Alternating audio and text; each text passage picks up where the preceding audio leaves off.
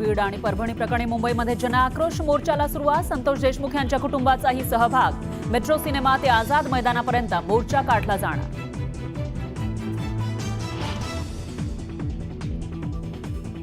सगळे सोयरे अध्यादेशाची अंमलबजावणी सरकारनं तातडीनं करावी. मनोज रांगेंची पुन्हा मागणी. तर अधिसूचना काढायला 1 वर्ष लागतं का? उपोषण सुरू होताच मनोज रांगे यांचा सरकारला सवाल.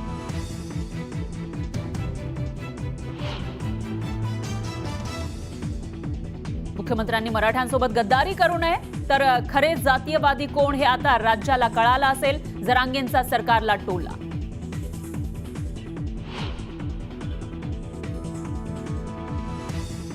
महादेव मुंडे हत्या प्रकरणाचा तपास अधिकारी बदलला. आता अंबाजोगाईचे डीवायएसपी करणार हत्या प्रकरणाचा तपास. न्यूज 18 लोकमतच्या बातमीचा इम्पॅक्ट.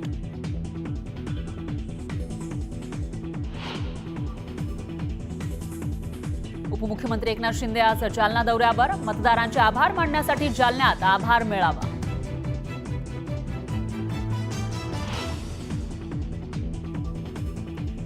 जीबीएस आजाराबाबत अजित पवारांनी घेतली माहिती. सरकार आणि आरोग्य यंत्रणा परिस्थितीवर लक्ष ठेवून उपचारासाठी किती खर्च येतो याबाबत माहिती घेणार असल्याचीही अजितदादांची माहिती.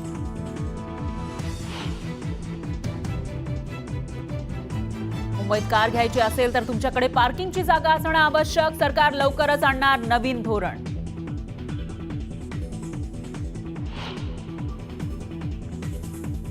दोन 2008 सालच्या मुंबई हल्ल्यातील दोषी तहव्वूर राणाच्या भारताकडे प्रत्यार्पणाला अमेरिकेतील न्यायालयानं दिली मंजुरी.